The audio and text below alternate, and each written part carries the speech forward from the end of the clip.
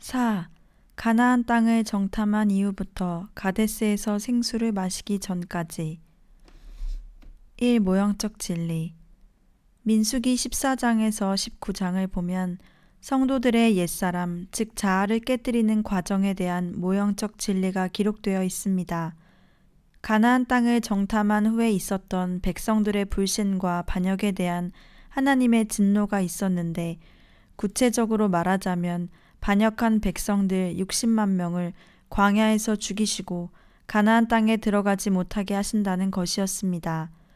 그러자 대부분의 이스라엘 백성들은 모세를 통해 명령하신 하나님의 뜻을 거역하고 가나안 사람들이 살고 있는 산지로 올라가 가나안 사람들과의 싸움에서 크게 패배하여 호르마까지 쫓겨가게 되었습니다. 그 후 이스라엘 백성들은 광야의 길을 돌아다니던 중에 모세와 아론의 통치권에 대한 고라 일당의 폐역 사건을 경험하게 되었습니다. 결국 하나님께서 아론의 쌍난 지팡이를 통하여 모세와 아론의 통치권을 인정해 주심으로써 큰 시험이 끝나게 되었습니다. 이후 이스라엘 백성들은 계속 광야의 길을 다니다가 가데스에 도착하였습니다. 그리고 가나안 땅 정탐 이후부터 가데스에 도착할 때까지 죽이기로 작정하신 60만 명은 계속 죽어가고 있었으며, 가나안 땅에 들어갈 새로운 60만 명은 계속적으로 준비되고 있었습니다. 2. 모형적 진리에 대한 해설. 1. 하나님을 반역한 60만 명을 죽이기로 작정하심.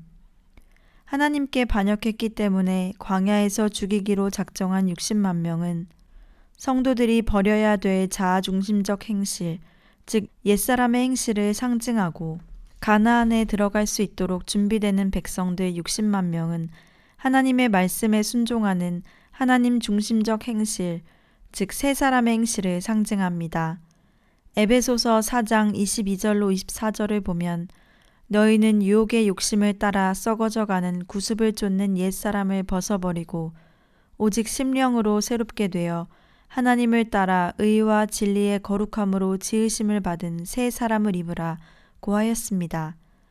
고린도 후서 4장 16절에도 보면 그러므로 우리가 낙심하지 아니하노니 겉사람은 후패하나 우리의 속은 날로 새롭도다 라고 하였습니다. 이 과정은 자아가 점진적으로 철저하게 깨어지는 과정입니다. 2. 가나안 사람들에게 쫓김. 모형적 진리에서 가나안 땅을 정탐한 이후에 하나님을 반역했던 이스라엘 백성들이 가나안 산지로 올라가 가나안 사람들과의 싸움에서 크게 패배하고 호르마까지 쫓겨갔다는 것은 성도들이 마귀들에게 패배하면서 쫓기게 되는 것을 상징합니다. 이 과정을 통과할 때 성도들은 마귀의 역사로 말미암아 일어난 거칠고 사나운 환경들을 통하여 자아 중심적인 옛사람의 행실, 즉 육적 행실을 본격적으로 깨뜨리게 됩니다. 이 과정을 통과하는 기간은 성도들의 성격이 다양하기 때문에 일정하지는 않으나 대략 6개월에서 1년 반 정도 걸리게 됩니다. 특히 성격이 강하여 혈기나 아집, 교만, 독선 등을 잘 나타내는 성도들은 이 과정에서 오래 걸리게 되는데 1년 반 이상이 될 수도 있습니다. 철로 역정. 기독도가 십자가 언덕에서 내려가다가 잠자고 있는 자만, 나타, 천박이라는 세 사람을 깨웠습니다. 이것은 모형적 진리에서 이스라엘 백성들이 가나안 정탐 직후 모세의 말을 거역하고 가나안 사람들이 살고 있는 산지로 올라가다가 싸움에서 패배하고 쫓겨 내려온 과정에 해당합니다. 이 과정에서 성도들은 좁은 문 효시의 집 십자가 언덕을 통과하면서 큰 은혜를 체험하였기 때문에 열성적으로 충성하며 범사에 좋은 성과들이 나타나는 생활이 계속되면서 자기도 모르게 자만심이 생기게 됩니다. 또한 철저하게 절제하며 극기 생활을 하다가 점점 대접을 받고 편하게 지내기를 좋아하면서 정욕에 사로잡혀 태만에 빠지게 됩니다. 그때 하나님께서는 큰 시험을 당하게 하셔서 실패의 쓴 잔을 마시게 하기 때문에 천박, 즉 사람들에게 천대와 박대를 당하게 되고 교만과 나타가 깨어져 겸손케 되며 하나님만 의지하고 순종하게 되는 것입니다. 3. 고라의 폐역과 아론의 쌍난 지팡이. 이스라엘 백성들이 광야의 길을 통과하는 도중에 고라 일당이 모세와 아론의 통치권에 대한 폐역 사건을 일으켰다는 것은 성도들이 가나안 땅 정탐, 즉 일시적 생명의 내주하비를 체험한 후부터 오랜 세월이 지나간 다음에 마귀의 역사로 말미암아 가까이 지내던 사람들이 반역하는 사건들을 중심으로 나타난 역경 가운데서 철저한 영적 훈련을 받게 되는 것을 상징합니다.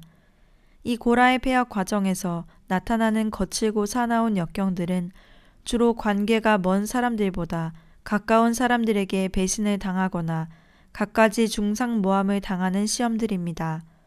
그리고 이 과정을 통과하면서 성도들은 세 번째 연단 과정과 비슷한 시험을 많이 겪게 되는데, 특별히 많은 소유를 잃어버리는 쓰라린 경험을 하게 되고 자아중심적 행실들이 비교적 많이 깨어지는 가운데 연단을 받게 됩니다. 이 고라의 폐역 과정은 가나안 사람들에게 쫓기는 과정 이후부터 수년 또는 수십 년이 지난 후에 나타나는데, 이 과정을 통과하는 기간은 모든 성도들이 똑같지는 않지만 짧게 걸리는 성도들은 대략 6개월, 오래 걸리는 성도들은 대략 1년 반 정도가 됩니다. 그리고 고라당의 폐역에 대하여 하나님께서 이스라엘 백성들에게 아론의 쌍난 지팡이를 통해서 모세와 아론의 통치권을 확증해 주셨다는 것은 하나님께서 성도들을 고라의 폐역과 같은 큰 시험에서 벗어나게 하시고 배반했던 사람들 앞에서 권위를 세워주시며 이스라엘 백성들의 참된 지도자로 인정해 주시는 것을 상징합니다. 4. 하나님을 반역한 60만 명을 점진적으로 죽이심. 하나님께서는 이스라엘 백성들이 가나안 땅을 정탐한 이후부터 여호수아가 백성들의 영도자로 안수받기 직전 계수할 때까지 죽이기로 작정하신 60만 명을 광야에서 죽이시고 가나안 땅에 들어갈 새로운 용사 60만 명을 그 기간 동안에 준비하셨습니다. 이것은 성도들이 철로 역정의 십자가 언덕에서 일시적으로 하나님의 생명이 내주하빌되는 체험을 할 때부터 감난산 꼭대기에 있는 미궁에서 생명의 전신갑주를 입을 때까지 옛사람의 행실, 즉 자아 중심적인 육적 행실을 점진적으로 깨뜨리면서 새 사람의 행실, 즉 하나님 중심적인 영적 행실로 정결하게 되는 과정에 대하여 상징적으로 가르쳐주는 것입니다. 철로 역정의 십자가 언덕을 통과한 이후부터 자아가 철저하게 깨어지고 점진적으로 정결하게 되는 과정을 통과하는 성도들은 매일매일 성령께서 자신의 마음과 생활을 성찰할 수 있도록 조명해 주시기 때문에 아무리 거칠고 사나운 역경 가운데 있을지라도 하나님께서 늘 함께 계시고 모든 생활의 구석구석을 감찰하고 계시다는 것을 알 수 있게 됩니다. 이 과정에서 표면적인 죄, 즉 행실로 범하는 죄보다 내면적인 죄, 즉 마음속에 나타나는 죄를 더 중요시하므로 성도들은 마음속에 나타나는 죄를 철저하게 회개하는 가운데 자아 중심적인 행실이 점진적으로 고쳐지게 되는 것입니다. 그러므로 이 과정을 통과하는 성도들은 성경을 주야로 묵상하고 성인들의 전기를 많이 읽고 철저한 성찰과 참회를 하면서 주님과 함께하는 경건의 시간을 많이 가져야만 합니다. 그리고 주님의 뜻이라면 달거나 쓰거나 유익이 되든 손해가 되든 무가치하고 무의미하게 느껴질지라도 철저히 순종을 하면 빠르게 자아가 깨어지고 영적으로 속히 성장하게 되는 것입니다. 중요사항 1. 자아 중심적인 육적 행실을 정결케 하기 위한 주님과의 숨바꼭질. 성도들은 가나안 정탐, 즉 철로 역정의 십자가 언덕을 통과한 이후부터 본격적으로 자아가 깨어지는 영적 훈련을 받게 되는데, 자아가 깨어질 때마다 필수적으로 경험하게 되는 것이 주님과의 숨바꼭질입니다. 하나님께서 자아가 깨어질 때마다 주님과의 숨바꼭질을 반복하게 하시는 목적은 성도들로 하여금 자아가 깨어져서 육적인 것과 영적인 것을 정확하게 분별할 수 있도록 하시고 마음과 행실을 정결케 하기 위한 것입니다. 성도들은 이 과정을 통과할 때 세상적이고 정욕적이고 마귀적인 생활에 빠질 때마다 주님과의 숨바꼭질 경험을 하게 되면 은혜를 풍성히 받고 새롭게 결단하고 빛을 따라서 열심히 생활하게 됩니다.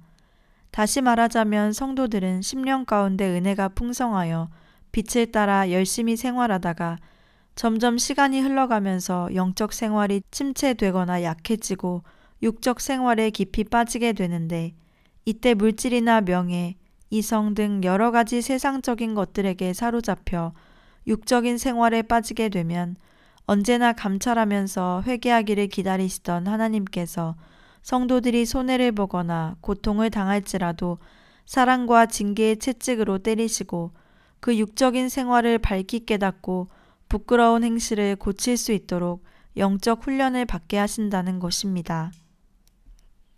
좀 더 자세히 설명하자면 성도들이 상당한 기간 동안 육적인 생활을 할지라도 하나님께서는 침묵하시며 잠자코 계시다가 어느 정도 깊이 빠지게 되어 영적 생활이 침체되고 약해지면 마귀의 공격을 허락하셔서 주변에 있는 사람들이나 환경을 통하여 시험과 고통을 받게 하십니다.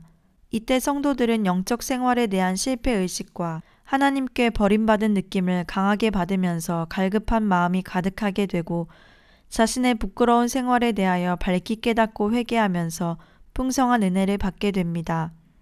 여기에서 성도들이 영적 생활에 대한 실패의식과 하나님께 버림받은 느낌을 가지고 방황할 때는 주님께서 그 성도들을 멀리하며 숨으신 것이고 모든 일이 자기의 잘못 때문이라는 것을 깨닫고 회개하게 되면 풍성한 은총을 받고 결단하게 되는데 이것이 숨었던 주님께서 다시 나타나신 것입니다. 이와 같은 경험을 많은 성인들은 주님과의 숨바꼭질이라고 증거하였습니다. 자아가 깨어질 때마다 성도들은 주님과의 숨바꼭질을 반복하게 되는 것입니다. 이러한 숨바꼭질 경험을 통하여 성도들의 마음과 행실 가운데 들어있는 육적인 것들은 점진적으로 정결케 되며 예수님의 밝은 빛이 성도들의 양심과 인격을 점령하게 되고 빛의 열매를 풍성히 맺게 됩니다. 주님과의 숨바꼭질 경험은 성도들의 자아가 깨어지는 데 있어서 필수적인 조건입니다. 성도들은 이러한 경험을 통하여 영적인 것과 육적인 것, 빛과 어둠, 선과 악을 분별하면서 자아 중심적인 옛사람의 행실은 점점 깨어지고 하나님을 중심으로 하는 새 사람의 행실이 점점 많아짐으로써 가나안 땅에 들어갈 준비가 완성되는 것입니다. 또한 하나님께서는 성도들의 자아를 깨뜨리기 위하여 다양한 환경과 조건 가운데서 주님과의 숨바꼭질을 하게 하십니다. 왜냐하면 성도들의 죄성과 정욕과 결점이 다양하기 때문입니다. 다시 말해서 성도들이 가지고 있는 포악성이나 아집성이나 음란성 등의 죄성이 각각 다르고 남녀 간의 애정이나 혈육 간의 애정 혹은 물욕이나 명예욕 등이 각각 다르기 때문에 자아 중심적인 옛사람의 행실을 깨뜨리고 정결케 하기 위한 환경이나 조건들도 다양하다는 것입니다. 그리고 성도들의 자아가 모두 깨어져서 정결한 마음과 행실을 갖출 때까지 걸리는 기간은 매우 다양합니다. 다시 말하자면 사람들마다 죄성과 정욕과 결점이 다양할 뿐만 아니라 그 발달 정도가 각각 다르기 때문에 수많은 환경 중에서 주님과의 숨바꼭질 경험이 진행되는 가운데 자아가 깨어지는 기간도 각각 다양하다는 것입니다. 이제부터 자아가 깨어진 성도들의 생활 모습과 자아가 깨어지지 않는 성도들의 생활 모습을 살펴보도록 합니다. 대부분의 교회들 가운데는 순종을 잘하고 봉사를 열심히 하는 성도들이 있는가 하면 교역자의 뜻에 불순종하거나 반대를 잘하는 성도들이 있습니다. 그런데 그 교회의 담임 교역자가 이러한 성도들의 가정을 신방하거나 도와야 할 일이 생겼을 때 과연 똑같은 마음과 행실을 가지고 섬길 수 있을까? 자아가 많이 깨어진 교역자들은 이러한 기회가 생겼을 때 사랑과 겸손과 양선의 열매를 많이 맺을 수 있겠지만 자아가 많이 깨어지지 않은 교역자들은 빛의 열매를 많이 맺지 못할 뿐만 아니라 성도들을 차별하는 표정이 역력히 드러날 것입니다. 또한 고생을 많이 하고 있는 사람을 온갖 정성을 다 바쳐 도와주었는데 나중에 바로 그 사람으로부터 배신을 당하게 되는 경우가 많습니다. 이러한 환경 가운데 있는 성도들을 향하여 하나님께서는 원수를 사랑하라, 억지로 우리를 가자고 하거든 그 사람과 심리를 동행하라, 선으로 악을 이겨라, 너를 송사하여 속옷을 가지고자 하는 자에게 겉옷까지 벗어주라 는 빗된 말씀들을 온전하게 실천하기를 원하십니다. 자아가 깨어지지 않은 성도들은 이러한 환경을 만나게 되면 원망하고 미워하면서 범죄하게 되지만, 자아가 깨어진 성도들은 사랑과 인내, 겸손과 온유의 열매를 맺으면서 예수님의 형상을 더욱더 닮아가게 됩니다. 또한 다른 사람들보다 고집이 강한 성도들은 교회나 가정에서 어떤 문제를 해결하기 위하여 토론할 때 꼭 자기 주장만 관철시키려고 하는데, 이러한 아집을 깨뜨리고 정결케 하기 위하여 주님과의 숨바꼭질을 경험하게 됩니다. 이와 같이 주님과의 숨바꼭질 경험을 통하여 자아가 많이 깨어진 성도들은 범사에 하나님의 뜻대로 잘 순종하기 때문에 하나님의 사업에 꼭 필요한 일꾼이 되는 것입니다. 여러 가지 환경과 조건 속에서 나타나는 자아의 구체적인 신뢰들. 하나님께서는 성도들의 자아를 깨뜨리실 때 크게 두 종류의 환경 가운데서 깨뜨리시는데, 그 중에 하나는 형통하는 환경과 조건 가운데 나타나는 자아를 깨뜨리시고, 또 하나는 거칠고 사나운 역경과 조건 가운데 나타나는 자아를 깨뜨리십니다. 이와 같이 다양한 환경과 조건 가운데서 나타나는 자아 중심적인 행실에 대하여 구체적인 신뢰들을 알아보기로 합니다. 날씨 때문에 나타나는 자아. 무더위, 추위, 장마, 가뭄, 짙은 안개, 높은 습도, 건조한 공기, 뜨거운 햇빛, 많은 비가 내림 등의 좋지 않은 날씨 때문에 불평이나 짜증, 원망, 신경질, 욕설, 혈기, 분노, 탄식, 비방, 악담 등을 마음과 행실과 생활 가운데 나타낸다면 자아 중심적 행실이므로 모두 깨어져야 합니다. 또한 맑고 좋은 날씨 때문에 하나님께 예배를 드리고 경건하게 생활해야만 되는 주일인데도 친구들과 어울려 관광 여행을 간다거나 여러 가지 육신적인 만족이나 쾌락, 이익을 추구하면서 하나님의 뜻을 거역한다면 이러한 행실들은 모두 깨어져야 합니다. 하나님께서는 이러한 환경들을 통하여 자아 중심적인 행실을 발견케 하시고 회개하도록 하심으로써 점점 자아를 깨뜨리는 것입니다. 이러한 환경이 있을 때 영적 성장을 추구하지 않고 자기 중심적으로만 사는 사람들은 영적인 것과 육적인 것을 분별할 수 없을 뿐만 아니라 자아도 깨어질 수 없는 것입니다. 그러나 영적 생활을 잘하려고 애쓰는 성도들은 성령의 조명을 받아 자신의 부끄러운 생활 모습을 깨닫고 회개함으로써 자아가 깨어지게 됩니다. 세속적인 유행을 따라 나타나는 자아. 주택이나 가구, 가전제품, 의복, 머리 형태, 자동차, 신발, 화장, 용모 등 세속의 흐름이 변화되고 있을 때 그 유행을 따라 살고 싶은 욕심이 가득하거나 생활이 변화되기를 원하거나, 또한 그러한 유행을 따라가지 못하는 환경 때문에 순간순간 불만이나 원망, 불평, 짜증, 신경질, 혈기, 분노, 미움 등이 나타난다면 모두가 자아 중심적인 마음과 행실이므로 깨어져야 합니다. 명절이나 애경사가 있을 때 나타나는 자아. 추석, 설날, 환갑잔치, 결혼식, 생일잔치, 집들이, 개업식, 장례식 때문에 예배와 기도, 성경 읽기, 전도, 구제, 봉사, 규칙적인 경건 생활을 못하게 된다면 자아 중심적인 생활이므로 깨어져야 합니다. 설교를 들을 때 나타나는 자아. 성도들이 설교를 들을 때 좋다, 나쁘다, 은혜롭다, 지겹다 라고 비평을 한다든가, 자기가 듣기 좋은 설교만 들으려고 여러 교회를 옮겨 다닌다든가, 설교를 듣고 자기에게 유익이 되었거나 손해가 되었을 경우 지나치게 칭찬하고 좋아하며 과대평가를 하거나 불평을 하고 무시하며 수군거리고 시험에 빠지는 일들이 많은데, 이러한 것들은 자아 중심적인 행실입니다. 물질적인 축복을 받았을 때 나타나는 자아. 성도들이 물질 축복을 받았을 때 지나치게 좋아하거나 자랑을 하고 육적 쾌락과 만족을 얻기 위해 그 물질을 사용한다면 자아가 깨어지지 않은 사람입니다. 자아가 깨어진 사람은 물질이 생겼을 때 어떻게 하면 주님을 기쁘시게 하고 하나님의 영광을 위해 활용할 것인가를 먼저 생각하게 됩니다. 이와 같이 하나님께서는 사리사욕에 얽매이지 않고 하나님을 중심으로 물질을 사용하도록 하기 위하여 자아를 깨뜨리는 것입니다. 음식을 대할 때 나타나는 자아.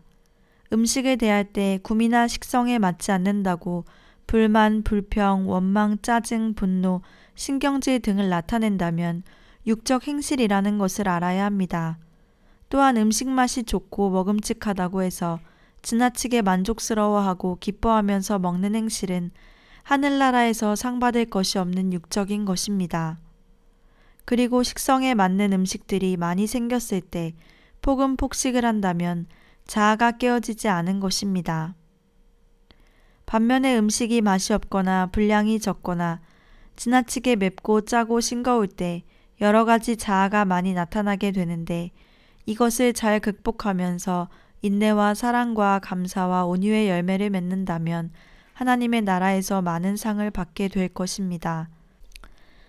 냄새를 맡을 때 나타나는 자아. 싫어하는 냄새를 맡을 때 얼굴을 찡그리고 불평을 하거나 좋아하는 냄새를 맡을 때 코를 실룩거리면서 기뻐하고 자꾸만 그 냄새를 맡으려고 하는 행실은 자아가 깨어지지 않은 육적 행실입니다.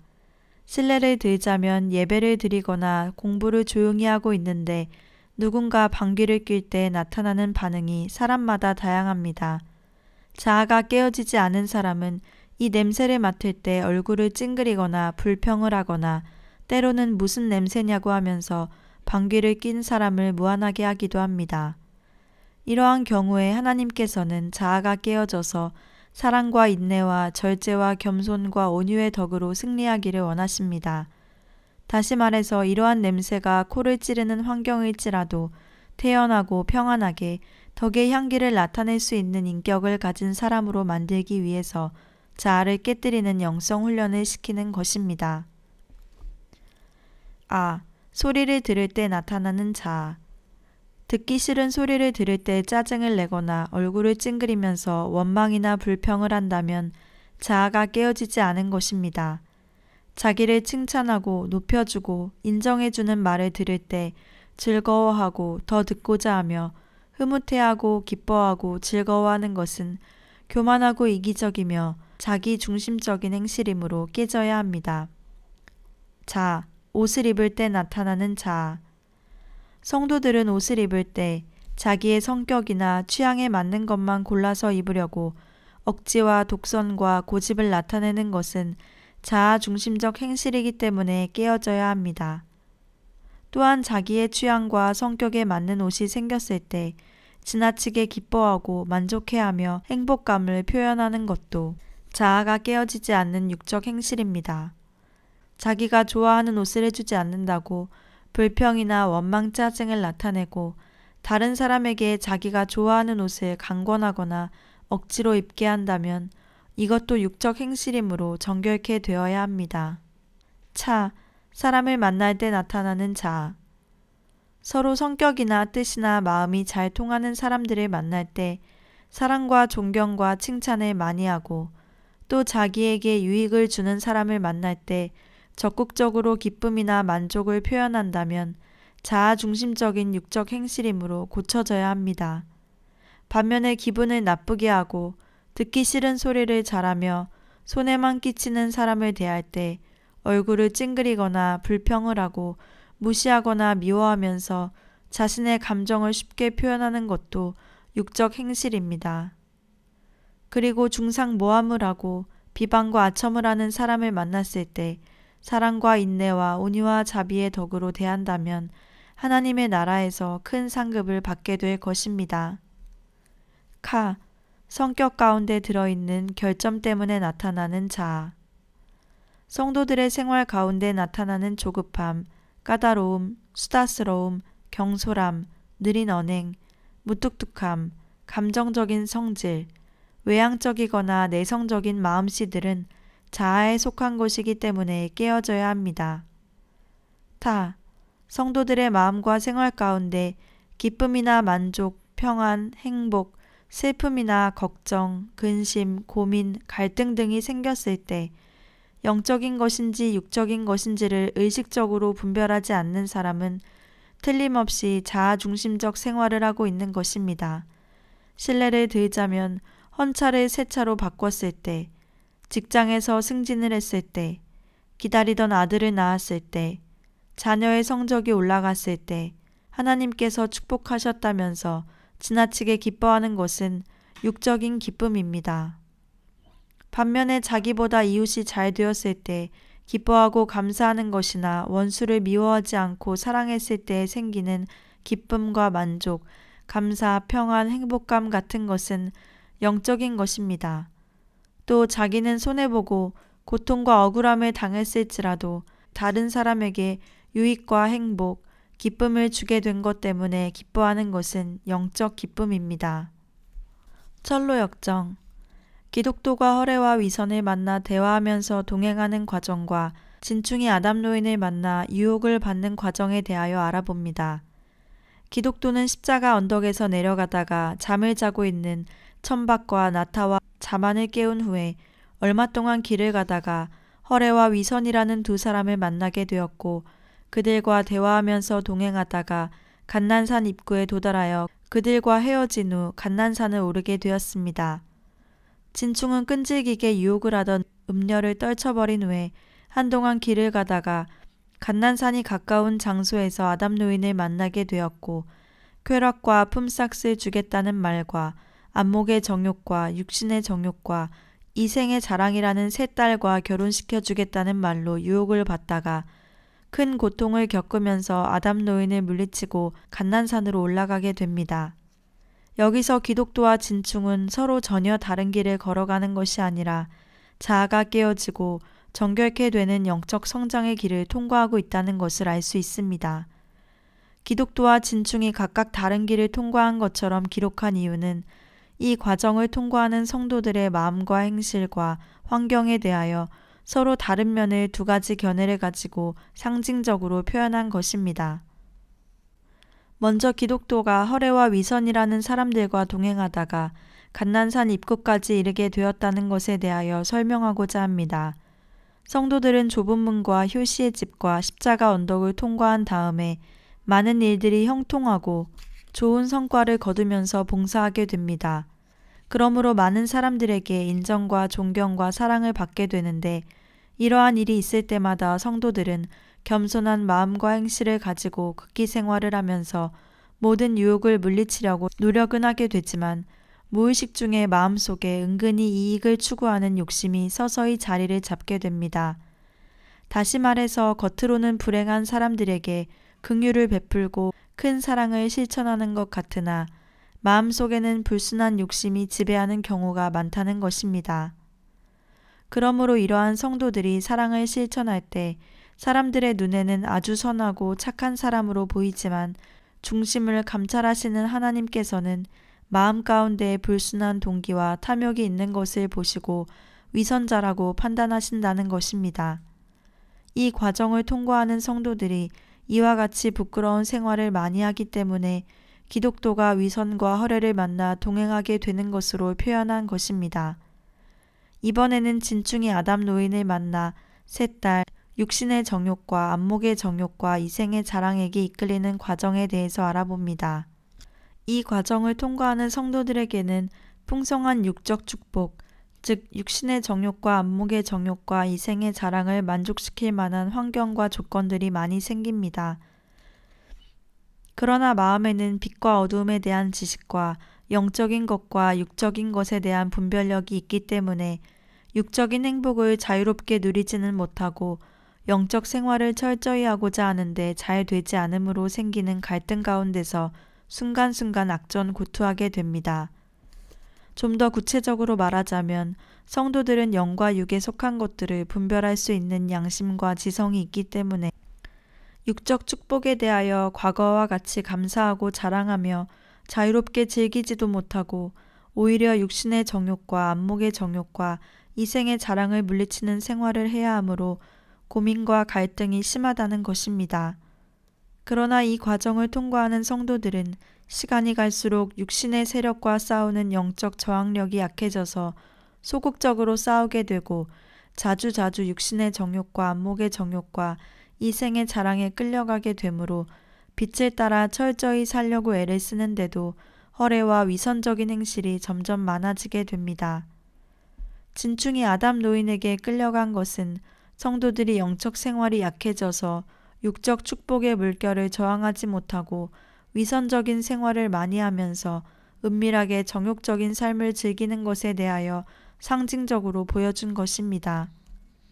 그러다가 진충은 잘못된 것을 크게 깨닫고 아담 노인을 떨쳐버린 후 급히 감난산에 오르게 됩니다.